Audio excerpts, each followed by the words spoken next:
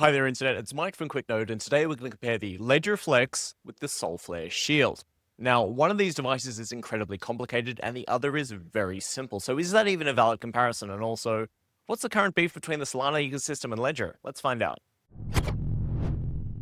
Ledger has supported Solana since 2022, and the Flex is one of their current gen devices. It connects to your laptop via a USB-C cable or to your phone via Bluetooth. To approve a transaction, you simply tap the Flex's screen. It's about $250. The Solflare Shield was announced at Breakpoint in December 2025. It is a credit card sized device, and it is mobile only. To approve a transaction, you simply tap it to the back of your screen.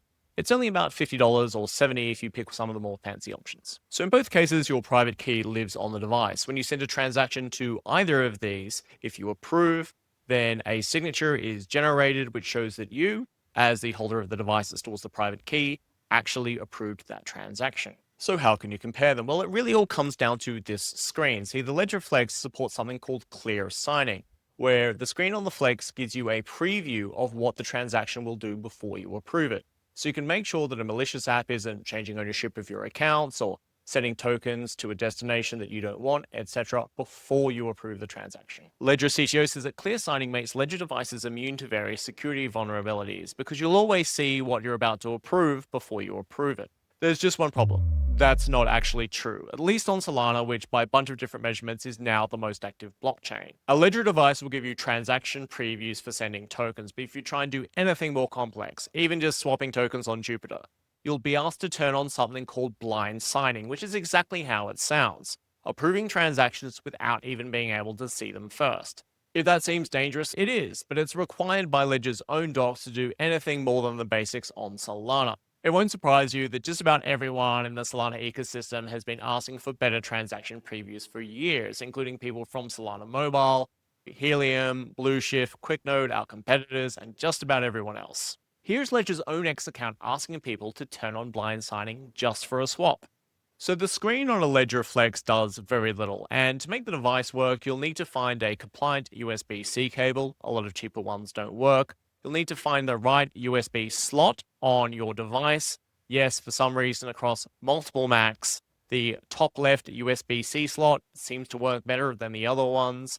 And on a mobile phone, you'll need to do a Bluetooth pairing that doesn't work in the normal iOS Bluetooth pairing interface. You actually need to go into a specialist app called Ledger Wallet to do that pairing. And from Ledger's docs and a fair bit of personal experience, if something goes wrong, you'll need to delete the pair and then repair, or change what USB-C cable you're using, or change which USB port you're using, or even delete your Ledger wallet from your wallet app and re-add it.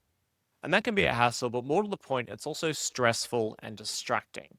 If you're in the middle of a valuable, irreversible blockchain transaction, the last thing you want to be doing is messing with a Ledger device trying to get it to work. So just like the Ledger device, the Solflare Shield doesn't display transaction previews either, because it doesn't have a screen. But Solflare thinks the transaction previews already built into the Solflare mobile app are sufficient, and being that the Shield only works on the Solflare mobile app, that's a reasonable statement. So the Shield is a much simpler device that allows you to keep your private key safe and do useful things on Solana without the distraction of trying to get a Ledger to work properly. So this is the Solflare Shield. This is the box it comes in, and on the back, there is a tamper-resistant seal. I do wish that was on both sides. And opening it up, there we go. You'll see the Solflare Shield and one of these getting started cards with a QR code. Now, when I scanned that QR code, it actually just went to the Solflare app on the App Store, which I already had installed, which was pretty lame. What I expected to happen is it would just go straight to the create a new wallet setup in Solflare. So a little bit of a lame first experience there. So to actually set up a Solflare Shield, just go into Add Wallet. You'll see beside the normal private key Ledger Keystone options, there is now the Solflare Shield. Scan the card. You do that by just tapping it on the very top part of the back of your phone.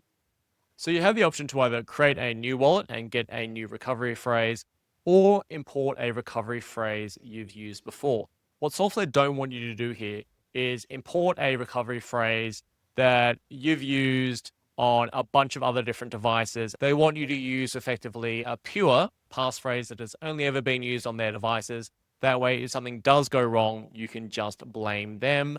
rather than blaming them for something that has been compromised outside a Solflare Shield. If you do create a new wallet, there's a little card inside the pack that allows you to write down your recovery phrase. Don't worry, the one on screen I'm not actually using.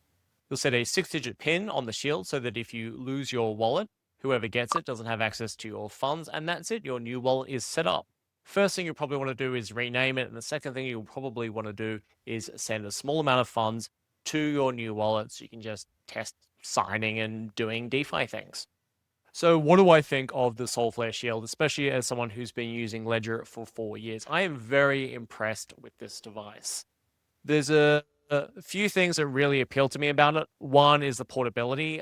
Anyone can easily have this in their wallet at all times, whereas I'm sure people who've been in crypto for a while have been in a situation where maybe you've been on a holiday and the market's moved against you, but you don't have your Ledger on you right now, so you can't make that trade.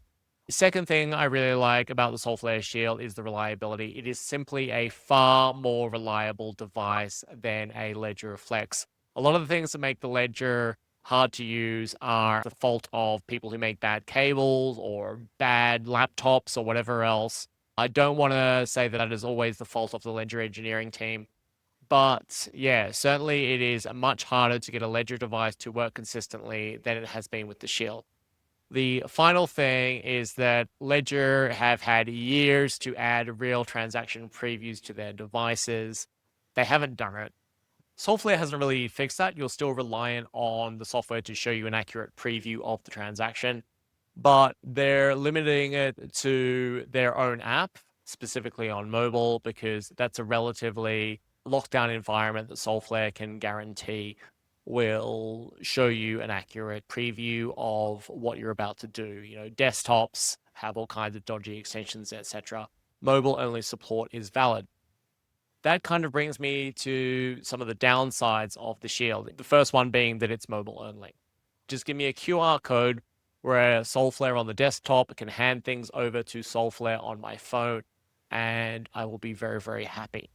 Other downsides of the Shield is that it is a Solflare only device. So if I want to use Phantom or Samui Wallet, maybe I want to use Jupiter Wallet. The Jupiter team does amazing things. Right now, the Shield is a Solflare only product. That does have an upside because if something goes wrong when you're signing a transaction with your Shield, you only have one person to blame, Solflare. They make the mobile app, they make the hardware wallet. I kind of like that Solflare are entirely responsible for your ability to sign that transaction on both a hardware and a software level. After I finish editing this review, will I move all my funds to a wallet secured by a Solflare Shield? Probably not. With any brand new technology, it's always good to wait a few months and let other people discover the quirks of the tech before you do anything valuable with it. But does this device have a place in my wallet now? Yes. Am I playing with it? Am I using it to send basic transactions on Solana DevNet? Yes, I am. Has it been a good experience so far? Yes, it has. So maybe in 3 months, 6 months' time, I might actually look at using the Solflare Shield to actually secure more valuable digital assets. I hope that's been useful. I hope that's been informative.